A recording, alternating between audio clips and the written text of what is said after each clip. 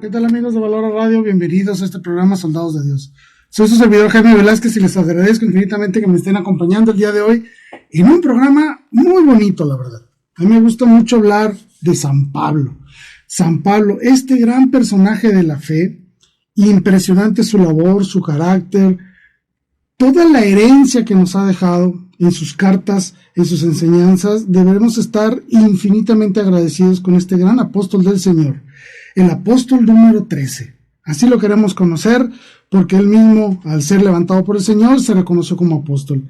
Pero la historia de San Pablo es extensa, es increíblemente extensa. Hablar de su teología es perdernos en un mundo de ideas, en un mundo de conocimiento, en un mundo muy profundo del conocimiento de los misterios divinos. Obviamente este programa no va a ser para eso, realmente es solo platicar un poco sobre San Pablo, reconocerle como el gran apóstol de la evangelización en el siglo I. Por eso quise hacer este programa, hablar de San Pablo, y más porque a finales de este mes es la fiesta de Pedro y Pablo, y tenemos que celebrarla de una manera muy especial, porque tenemos que estar, como les decía hace un momento, increíblemente agradecidos con la gran labor de este apóstol, el apóstol número 13. Gracias por acompañarme el día de hoy. Bueno, San Pablo. San Pablo es obviamente de religión judía, de raza judía, pero también era ciudadano romano. Él por nacimiento, pues gracias a su papá era ciudadano romano. San Pablo hereda la nacionalidad romana, por lo cual tenía ciertos beneficios o ciertos privilegios dentro del territorio del Imperio Romano en el siglo I. San Pablo nunca renunció de estas dos grandes herencias que él tenía. Incluso, como bien sabemos, San Pablo tiene dos nombres, Saulo y Pablo. Pablo es el nombre romano y Saulo es el nombre hebreo, el nombre judío, por llamarlo así. Y San Pablo estaba extremadamente orgulloso de esta herencia y no dudaba en hacerlo presente en algunas situaciones que vamos a ver más adelante, en poner manifiesto su ciudadanía romana. Bueno, hablar de San Pablo es esencial para comprender el crecimiento del cristianismo en el siglo I. Fue un evangelizador inagotable. Era una persona que hizo muchísimos viajes, sufrió muchísimas cosas, padeció todo lo que tenía que padecer y al final es premiado con la gloria del martirio. Es una persona que tenemos que conocer, apreciar, valorar y estudiar. Estudiar todos sus documentos, porque eso nos da la gran, ¿cómo se puede decir? La gran enseñanza del evangelio, la gran enseñanza de la vivencia de fe. No solo en los evangelios podemos encontrar la vida de Jesús, también en las cartas apostólicas podemos encontrar todo aquello que necesitamos sobre este gran mensaje, este gran evangelio que nos deja nuestro Señor Jesucristo, y de la pluma de Pablo podemos conocer muchísimo de lo que es la teología y el conocimiento de Dios. Sabemos que San Pablo San Lucas era discípulo de Pablo. San Lucas escribió el Evangelio según San Lucas y escribió el libro de los Hechos de los Apóstoles. Por lo tanto, mucho de lo que escribe San Lucas, aunque él entrevistó a muchas personas, incluso se dice que conoció a María Santísima, que conoció a los apóstoles y de ahí recopiló toda la información que necesitaba para crear su Evangelio, también recibe de Pablo esta gran instrucción teológica, esta gran instrucción sobre el conocimiento de lo que significa Dios y sus misterios, ¿sí? Tenemos que agradecerle mucho a Pablo, como les decía, por su obra evangelizadora, por su testimonio, por sus cartas. Y muchas veces como católicos caemos en este error y quiero aprovechar para mencionarlo. Por el hecho de que nosotros tengamos solo algunas cartas de los apóstoles, solo tenemos cartas del apóstol Juan, de Pedro, de Santiago y de Judas. Son los únicos que tenemos, de esos 4. Y tenemos una gran cantidad de cartas que se le atribuyen a Pablo, ya sea escritas por él directamente o escritas bajo su influencia. Bueno, y se ha hecho a pensar muchas personas de que realmente el formador del cristianismo o el único misionero durante el siglo I fue Pablo, y eso es un error grave. Hay que tener mucho cuidado con esto. No debemos de menospreciar a ninguno de los apóstoles. Cada uno de ellos tuvo una vida apasionante, cada uno de ellos realizó con energía y con mucha fuerza su labor evangelizadora. Desafortunadamente no tenemos muchos testimonios de la época de ellos sobre su vida, pero no por eso debemos de menospreciarlos, y mucho menos decir que San Pablo inventó el cristianismo. Hay que tener mucho cuidado con esa corriente que circula mucho en redes sociales, en internet, que quieren decir que Pablo inventó el cristianismo. No, claro que no. San Pablo lo dice claramente: yo comunico lo que a mí me ha sido comunicado, ¿no? Entonces no vayamos a pensar en eso. Obviamente Pablo le da una gran profundidad teológica, le da un gran auge a la misión y a la evangelización en muchas regiones del Imperio Romano. Claro que sí. Por eso lo alabamos y lo veneramos con un gran respeto y amor. Pero no hay que menospreciar a los demás apóstoles, ¿sí? Bien. ¿Qué cosas sabemos de Pablo? En el libro de los Hechos, en los primeros capítulos, vienen 2 eventos en los cuales podemos conocer un poquito más sobre Pablo. Primero que nada es que sabemos que nació en una ciudad romana llamada Cilicia, en lo que hoy es Turquía. Cuando fue capturado en el templo de Jerusalén, cuando él ya estaba predicando después de regresar de Damasco, llega a Jerusalén y empieza a predicar. Ahí incluso tiene una visión mística donde le dicen que salga de Jerusalén porque a los que él les estaba predicando en ese momento no iban a abrazar la fe, que se fuera a otro lado. Él estaba en ese éxtasis, por decirlo así, cuando es apresado. Los judíos lo agarran, lo quieren matar, entonces tiene que llegar el tribuno, el oficial romano, arresta a San Pablo, lo lleva a la cárcel y le ordena a un centurión que le dé de azotes. Cuando el centurión está amarrando a San Pablo ahí para darle de azotes, San Pablo le dice que él es un ciudadano romano. ¿Es lícito azotar a un ciudadano romano sin juicio? Y es entonces cuando el centurión se asusta y dice: ¡ay, es ciudadano romano! Entonces va con el tribuno y no lo azotan en esa ocasión, lo dejan en la cárcel un día más, después es liberado, enfrenta una confrontación ahí con los fariseos y después sale de Jerusalén. Tiene una vida muy intensa en ese sentido. Otra cosa que sabemos de Pablo es cuando él mismo dice, al principio del libro de los Hechos, de que él es judío nacido en Tarso de Cilicia, y fíjense lo que dice después: educado en esta ciudad, es decir, él era de Jerusalén, la gente sabía quién era él. He sido instruido a los pies de Gamaliel, según la observancia de la ley patria. ¿Quién era este señor Gamaliel? Es una persona muy importante, dentro incluso del nacimiento del cristianismo. Este señor Gamaliel era un doctor de la ley judía, era miembro del Sanedrín, tenía mucha fuerza dentro del Sanedrín, incluso hay algunos autores que lo colocan como un líder dentro del grupo judío en el poder. Y tiene relevancia para nosotros porque, sabiendo que es un doctor de la ley de una alta influencia, Pablo recibió una instrucción privilegiada en la ley judía. Sabemos eso. Y por otro lado, este señor Gamaliel, cuando los apóstoles iniciaban su labor de evangelización allí en Jerusalén, fueron apresados, los querían matar, y ahí en el Sanedrín, este señor Gamaliel habló a favor de los judíos. Básicamente lo que él decía: hey, espérense, estas personas son judías, son parte de nosotros. Y el mensaje que están trayendo es de un judío. No es un mensaje ajeno a nuestra ley. No vayamos a matarlos y ser reos de la palabra de Dios, algo así, ¿no? Básicamente lo que él decía: hey, tengo dudas si lo que estas personas están predicando puede o no ser cierto. Y por su influencia los apóstoles fueron liberados. Si no, los hubieran matado ahí en los primeros meses del inicio del cristianismo. Imagínense la tragedia que hubiera sido para el nacimiento de la iglesia, ¿no? Entonces Gamaliel, debemos en cierto modo estarle agradecido de que tuvo algo de sentido común, algo de cordura, y no mató a los apóstoles ahí en Jerusalén que estaban predicando. Y como les decía, pues era un doctor de la ley, miembro del Sanedrín, miembro muy influyente.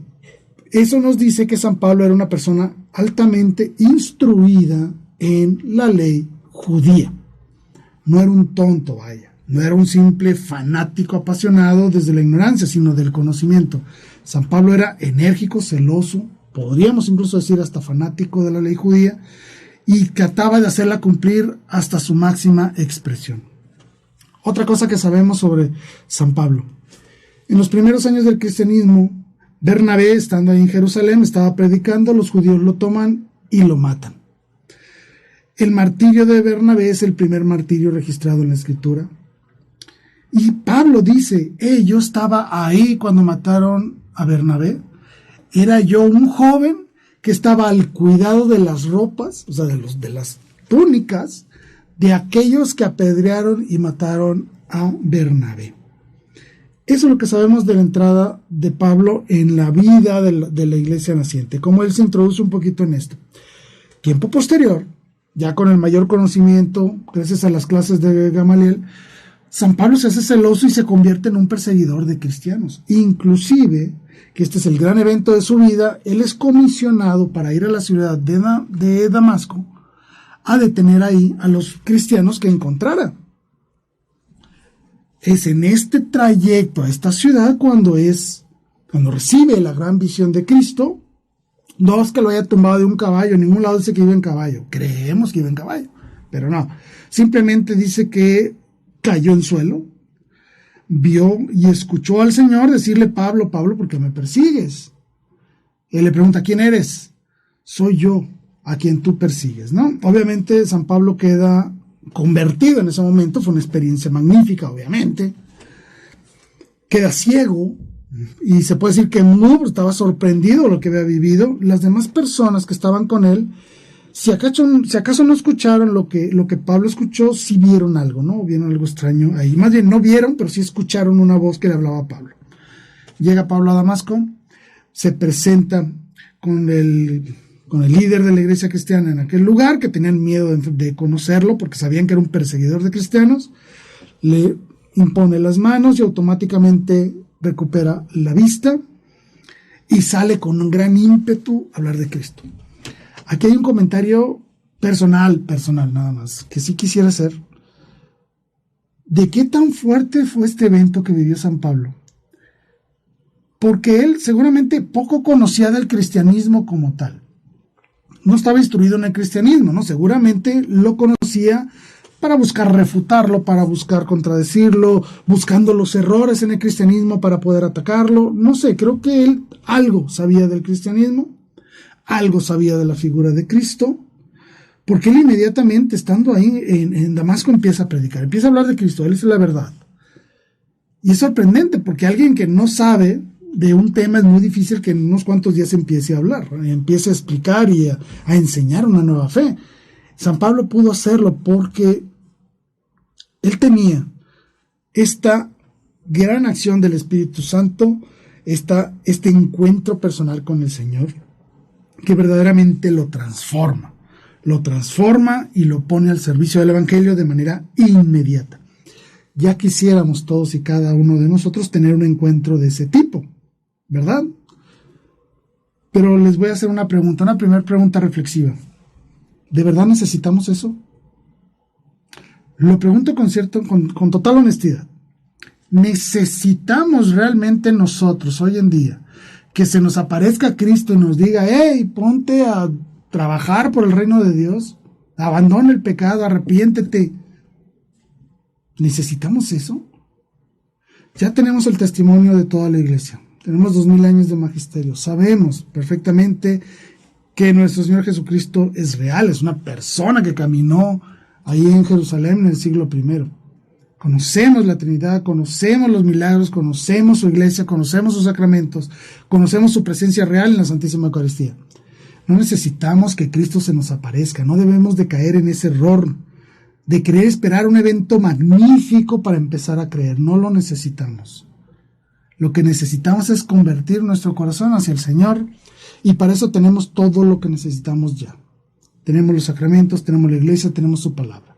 Debemos acercarnos a Dios. No esperemos ser un San Pablo para querer de un día para otro empezar a cambiar. No. Tenemos todo lo que necesitamos hoy en día para cambiar, para transformarnos, para verdaderamente convertirnos y realmente salir al mundo a anunciar el reino de Dios. Tenemos todo lo que necesitamos.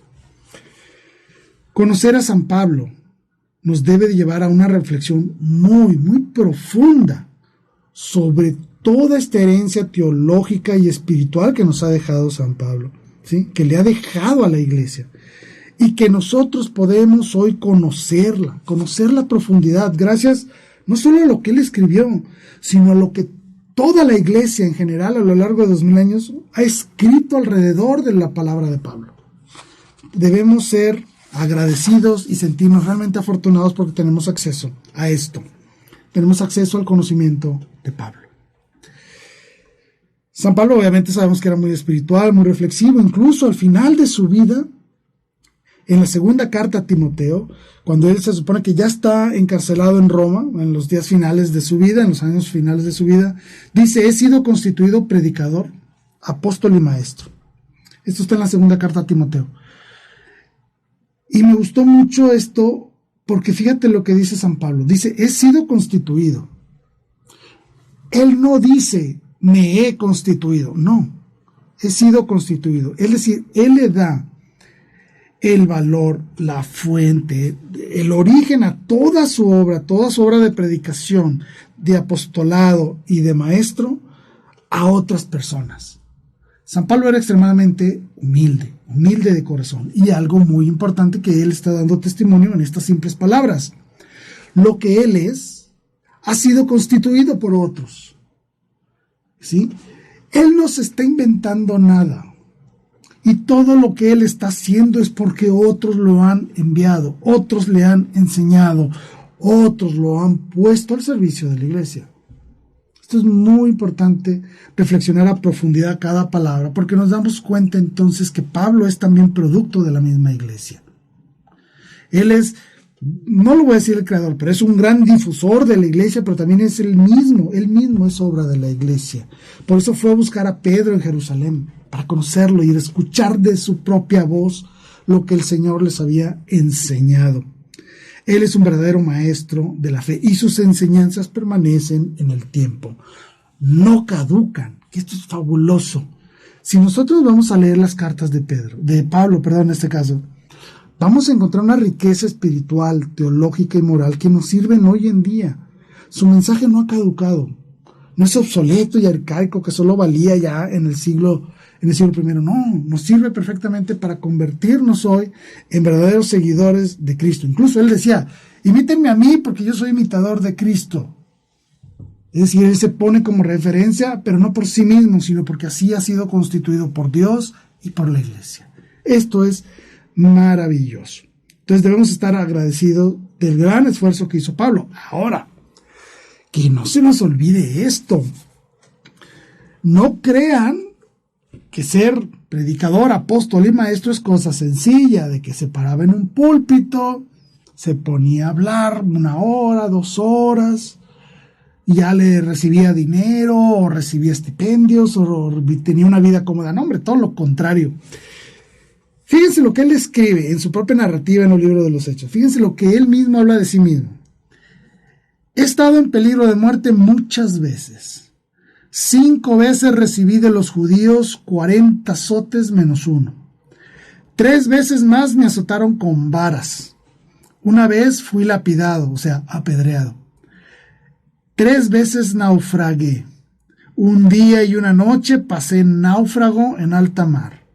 En mis repetidos viajes sufrí peligros de ríos, peligros de ladrones, peligros de los de mi raza, peligros de los gentiles, peligros en ciudad, peligros en despoblado, peligros en el mar, peligros entre falsos hermanos, trabajos y fatigas, frecuentes vigilias, hambre y sed, con frecuentes ayunos, con frío y desnudez.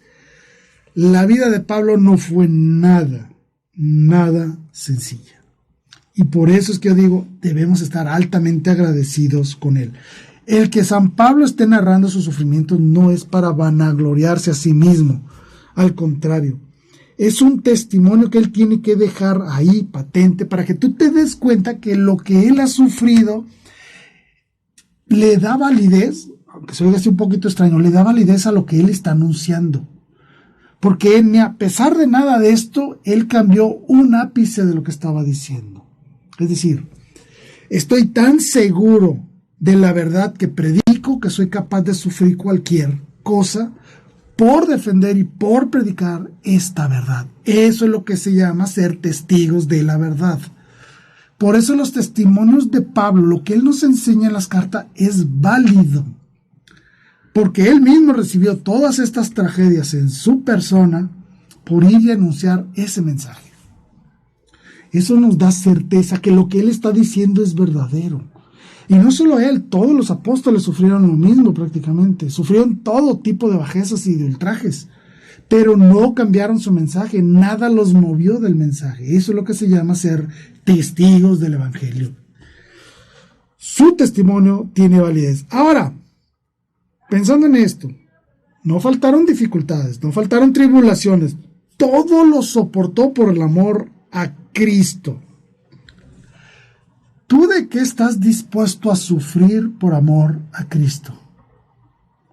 Esta es una pregunta que se las dejo a que la reflexionen el día de hoy, de ser posible, y ojalá, me encantaría de verdad que alguno de ustedes me escribiera algún día y me dijera: ¿sabes qué? Leyendo o escuchando tu programa de San Pablo, me doy cuenta que debo de aceptar cualquier sufrimiento que venga con tal de anunciar el reino de Dios, con tal de seguir a Cristo. ¿Eres tú capaz de soportar algún sacrificio, algún dolor, alguna tragedia por amor a Cristo? Nuestra respuesta debe de ser: sí, Señor. Como María dijo, hágase en mí según tu palabra. Así deberíamos de ser todos y cada uno de nosotros los católicos. Y no me voy a detener con los católicos, con todos los cristianos en general. Bueno, ¿eres tú capaz de soportar el sufrimiento por amor a Cristo? Se les dejo esta pregunta. Ojalá alguno de ustedes me escriba y me dé una respuesta. Me encantaría escucharlos y platicar con ustedes. San Pablo era humilde y él trataba con mucha fuerza de no ser vanagloriado ni por él mismo ni por los demás. Él se esforzaba en eso, ¿sí? Muchas veces regañó a sus discípulos diciendo: no, tú no eres de Pablo, tú eres de Cristo, ¿sí? En sus cartas se lee: yo soy de Pablo, yo soy de Apolo, yo soy de Pedro. No, eso no existe. Esta es una sola iglesia y es de Cristo. Entonces, si tú me sigues a mí, no me estás siguiendo a mí, me estás siguiendo a aquel que me ha enviado, a Cristo. ¿Se entiende? Pablo era muy celoso de esto. Él no quería gloria para sí mismo. Él quería la gloria para Dios y que él se movía con la fuerza de Dios. Porque él sabía perfectamente que estos signos de humildad eran un testimonio palpable de la fuerza de su predicación. Y ojo, no olvidemos que él era perseguidor de cristianos. Él vivía día con día el arrepentimiento de sus acciones. Y él lo dice. Esto está en la primera carta a los Corintios. Él dice: después de todos, se me apareció a mí. Está hablando de Cristo. Se me apareció a mí Cristo. Que vengo a ser como un aborto. O sea, tanto se menospreciaba a sí mismo que él se hace llamar a sí mismo un aborto. Siendo el menor de los apóstoles. Se reconocía apóstol porque era enviado directo por Cristo. Claro que sí. Pero él dice: yo soy el menor de todos. No soy el mayor. No soy el más importante, no, soy el menor de todos. No soy digno de ser llamado apóstol. Soy apóstol porque Dios me manda, pero no por dignidad mía. Porque yo también perseguí a la iglesia de Dios. San Pablo vivía el dolor de sus acciones, vivía el dolor que les causó a sus hermanos cristianos. Por eso San Pablo buscaba la humildad, buscaba con gran fuerza encontrar su corazón, encontrar su volcamiento a Dios y obtener todo lo que necesitaba desde la humildad, nunca desde la vanagloria. Que quede muy claro. Y esto es muy importante que estoy diciendo, y por eso lo he dicho varias veces, lo he reafirmado así como que muy repetitivo, porque eso pone de manifiesto una de sus principales ideas teológicas, que ahorita lo vamos a ver. Bueno. ¿De dónde nace la teología de San Pablo? Pues obviamente nace del encuentro que tiene con Cristo, ¿no? No hay que moverle mucho. Sabemos perfectamente que este encuentro con Cristo hace ver a Cristo con toda su grandeza. Lo ve, tal cual, ¿no? Pero lo ve sufriente. Por eso en las palabras de Cristo está, ¿no? Saulo, Saulo, ¿por qué me persigues? Es a mí a quien estás persiguiendo. Es decir, lo llama en el dolor de la pasión. ¿Se entiende esto? Así lo vio Pablo. vio a Cristo sufriente. ¿Sí? Entonces Pablo se vuelca de una manera especial a tratar de entender este misterio de la pasión y de la muerte de la cruz. Este encuentro con Cristo, con un Cristo sufriente, con un Cristo sacrificado, lo hace entonces centrar toda su teología en la pasión y la muerte de Cristo. Y constantemente va a hablar de eso, de esta pasión y de esta muerte, de este misterio de la pasión y muerte. ¿Por qué?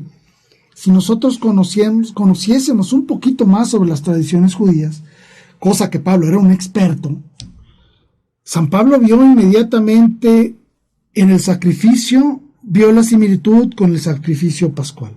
Inmediatamente pudo crear esta relación. Inmediatamente reconoció la Eucaristía con todas sus tradiciones y con todas sus costumbres con las cuales él celebraba la Pascua. Él reconoció inmediatamente que todos los misterios y todas las profecías dadas para este nuevo Mesías, el ungido, el Cristo, se cumplían en Jesús. Por eso él se esfuerza en decirle Cristo, Cristo, Cristo. Él es mi Mesías, el que estábamos esperando. Y tan es así que lo dice 380 veces en sus cartas. 380 veces habla de Cristo, porque está hablando de este Cristo, este sacrificio, este misterio de redención que se cumple en la cruz. Por eso es que él está enfocado en este misterio. Y que por lo tanto, todos sus comentarios, todo su conocimiento de la teología, todo su conocimiento del Cristo crucificado, nos llevan a colocar a un momento litúrgico. Si nosotros analizamos con mucho detalle las cartas de Pablo y sus escritos, vamos a encontrar mucha liturgia ahí.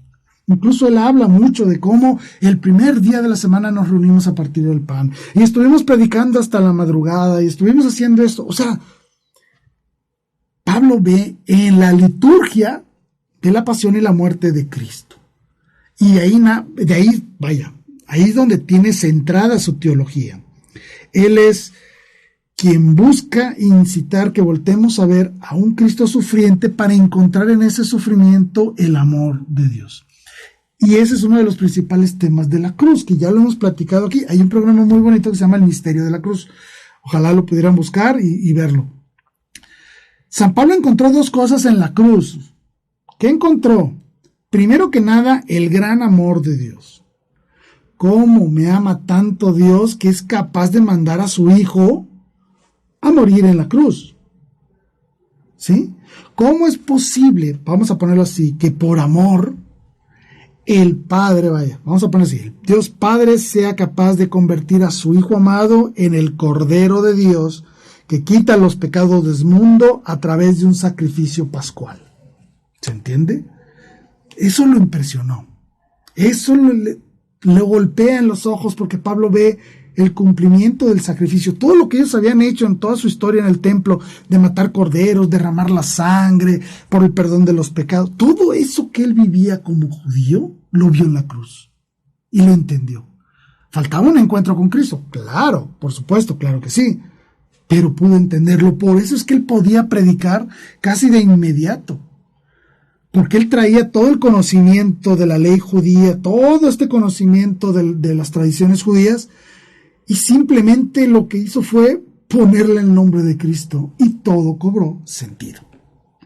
También vio otra cosa Pablo ahí en la cruz: el pecado, la muerte, la tragedia, el dolor, pero sobre todo el remordimiento. Él vivía fuertemente el remordimiento por sus actos en su vida. Por eso se hace llamar a sí mismo soy un aborto, ¿sí? Porque él perseguía a los cristianos. Él demuestra que en la cruz podemos encontrar el verdadero dolor de los pecados. ¿Por qué digo esto? Porque el que debería estar en la cruz somos todos y cada uno de nosotros, no Cristo, nosotros. Él pagó por nosotros ese sacrificio. De ahí está centrada toda la teología de San Pablo. Eso nos lleva a otro punto también muy importante, que es la doctrina de la justificación. Vaya, ¿cómo me salvo? Para que se entienda muy sencillo, ¿no? Bueno, ok, nuestro Señor Jesucristo ya murió en la cruz. Ok, ya, tengo un acceso al cielo, perfecto. ¿Cómo le hago ahora? ¿Qué tengo que hacer para merecer esos méritos de Cristo? Permítame esta redundancia, ¿no? ¿qué acto, qué debo hacer yo para merecer los méritos de Cristo? Okay. Él lo que hablaba mucho es, necesitamos que el encuentro con Dios te genere una conversión. Él hablaba de esto, tienes que cambiar, no puedes seguir siendo el mismo, tiene que transformarte, el encuentro con el Señor tiene que ser todo un acontecimiento. Esta palabra me gusta mucho. Un acontecimiento, algo que, no solo algo que pasa, sino algo que te acontece a ti en lo más íntimo de tu ser. ¿Sí? Ok. Y desde entonces, desde esta transformación que tú tienes ahí, puedes salir entonces, ahora sí, a buscar esa salvación. ¿Se entiende? Hay una transformación, algo que te tiene que mover. Ok. Antes les hablaba de que San Pablo era muy humilde y que buscaba para nada que hubiera vanagloria en sus palabras. ¿Se acuerdan que les dije mucho? Bueno, San Pablo venía de una tradición fariseica. ¿Qué quiere decir esto? Él estudió con Gamaliel. Él conocía a la perfección la ley judía.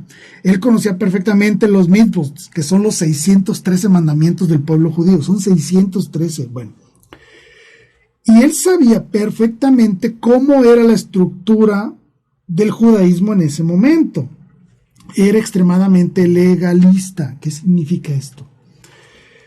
El fariseo de esa época, o el pueblo judío en esa época, voy a decirlo así, en una gran mayoría, o era muy influyente esta idea, de que yo me salvo por el cumplimiento de la ley. ¿Sí? Es decir, si yo cumplo con la ley, me salvo. Es una forma muy limitada de buscar la salvación. Vaya, es simplemente decía, pues me voy a portar lo mínimo posible bien, nomás no voy a romper ninguna de las leyes judías y ya me voy a salvar. No importa si fui bueno, no importa si amé de verdad, no importa si hice obras de caridad, no importa, solo voy a cumplir con la ley, con el mínimo indispensable. Esa era una mentalidad muy común en este círculo fariseico donde vivía y se formó San Pablo. ¿Se entiende? Ok. ¿Por qué hago esta mención? Porque San Pablo, cuando escribe también a los judíos, él les dice insistentemente, no te vas a salvar por las obras. Él se refería a esto, a las obras de la ley, al cumplimiento de los mandamientos judíos. Él decía, te vas a salvar por la fe, no por las obras de la ley. Pareciera que él está poniendo en contra dos conceptos muy importantes en nuestra religión, vaya. La fe y las obras. Pero esta confusión no debe existir así. Lo estoy tratando de explicar de esta manera. Lo que se opone Pablo no es a las obras de caridad, a las obras del amor, a las obras de misericordia. Él no se opone a nada de eso. No, para nada. Es lo que él se está oponiendo es al legalismo fariseo que existía en su contorno social de esa época, donde ellos decían que solo por cumplir con la ley ya me salvo. Y no, eso es lo que San Pablo estaba en contra de eso, de esa forma de pensar tan limitada y tan arcaica. Él decía, tú te vas a salvar por la fe, es decir, por todo lo que has recibido de Dios. Recordemos que la fe es una virtud teologal, es una virtud dada por Dios, que implica creer en Dios y creerle a Dios. Ya son dos cosas. Significa seguir sus mandatos y implica también anunciar el evangelio. Son dos cosas diferentes, ¿sí? Implica una total entrega de todo tu ser hacia Dios, tu entendimiento, tu voluntad y tu corazón, ¿sí? Así lo decía San Pablo. La fe no es solo creer, creo en Dios, ya me salvé. No. La fe de San Pablo es algo muchísimo más complejo. Es el movimiento interno que con la ayuda de la gracia de Dios, con esta virtud teologal de la fe, tú te transformas por completo y te abocas al cumplimiento del amor, del mandamiento del amor. No solo a cumplir los mandamientos de la ley judía, sino al cumplimiento de los mandamientos del amor dados por Cristo. Implica una transformación. San Pablo no se opone a las obras del amor, obras de la caridad, obras de misericordia. No, al contrario, las alienta constantemente en muchos de sus escritos. Pero él habla perfectamente de que la fe te constituye una persona obediente, con confianza en Dios y con fidelidad. Es decir, alguien que es capaz de afrontar el compromiso de la fe. su conciencia en el pecado, su conciencia de todo lo malo que él había hecho, es de donde él parte con la ayuda de la gracia divina para buscar ese encuentro con Dios. Debe de dolerte los pecados. Si no has hecho cosas buenas, por lo menos que te duelan las malas, decía, ¿no? Tienes que abocarte de manera perfecta para seguir a Cristo. Y él lo decía claramente, no te glories a ti mismo, no vivas vanagloria personal nunca. Porque todo lo bueno que tú haces, lo haces en el nombre de Cristo. Lo haces con la gracia del Señor, lo haces con su ejemplo y con su ayuda. Nada de lo que tú hagas es para que tú te vanaglories. No, es para darle gloria a Dios. Este es el gran mensaje de Pablo y lo que significa para él el concepto de fe. Un concepto que se ha destrozado actualmente y que se cree que la fe es nada más creer. No, por supuesto que no. Eso es la verdadera transformación y seguimiento cristiano. Ser, pensar y actuar como Cristo, buscando la perfección que nuestro Señor Jesucristo nos pide. Sean perfectos como mi Padre Celestial es perfecto. ¿Se entiende? Esa es la fe de San Pablo. San Pablo no se opone bajo ninguna circunstancia, se opone a la validez de las obras de misericordia y obras de caridad. Él a lo que se opone es a querer salvarse solo con el mínimo cumplimiento de la ley judía, como un reclamo que lo hace a los judíos. Nada es para vanagloriarse a nosotros mismos. Y otra cosa importantísima que dice San Pablo, él dice claramente, cumplo en mi carne lo que le falta a los padecimientos de Cristo. Esta es una sentencia terrible para nosotros. ¿Qué significa esto? ¿Significa que los sacrificios de Cristo son incompletos? ¿Que su redención y su sacrificio no es perfecto? Claro que sí, lo es. El sacrificio de Cristo es perfecto, por supuesto que lo es, claro que sí. Pero le hace falta algo. No por eso pierde perfección, pero le falta algo a los padecimientos de Cristo, y es tus propios padecimientos, tus propios sacrificios, tus propios esfuerzos. Debemos volcar todo nuestro dinamismo, toda nuestra operación con la asistencia del Espíritu Santo, que para San Pablo era magnífico, era maravilloso, habla muy bonito de la acción del Espíritu Santo, es que debemos de volcarnos a transformar toda nuestra existencia y unirlo a los sacrificios de Cristo. Vaya, abrázate de la cruz para que vayas al cielo. Por eso te lo dijo nuestro Señor. Toma tu cruz y sígueme. ¿Sí? ¿Qué le falta a los padecimientos de Cristo? Que yo me una a ellos con mis propios padecimientos y mis propios sacrificios. Eso es lo que tú tienes que pensar en misa cuando el sacerdote se está hablando del ofertorio, cuando viene el pan, se acerca el vino a la mesa y luego pasan las personas con la limosna. Es ahí en ese momento donde tú ofreces no solo tu limosna, sino tú te ofreces entero y completo al servicio de Dios. A eso se refiere. Muy bien, ¿de acuerdo? Espero que haya quedado claro. San Pablo nos enseña mucho sobre la Trinidad, nos enseña mucho de la acción del Espíritu Santo, nos habla de la necesidad imperante de la oración, constantemente tenemos que estar orando, y nos habla de un concepto fundamental. Un solo Señor, una sola fe, un solo bautismo. No nos hagamos tontos, y voy a hablar con toda la claridad posible. Solo hay un Dios, solo hay una fe, solo hay un bautismo. Solo hay una iglesia. ¿Quieres salvarte? Tienes que estar en la iglesia fundada por Cristo. No en cualquier iglesita, no. Tienes que estar en la verdadera iglesia de Dios. ¿Cómo murió San Pablo? Bueno, se cree que la carta a Filemón de San Pablo fue escrita entre el año 50 y el año 60. Se cree que estaba prisionero en Efeso y luego fue trasladado a Roma entre estos años, ¿no? Él mismo se presenta como presbítero en esta carta. Entonces, pareciérase que San Pablo ya está diciendo que ya tiene edad avanzada, es decir, por lo menos era de 50 años en adelante.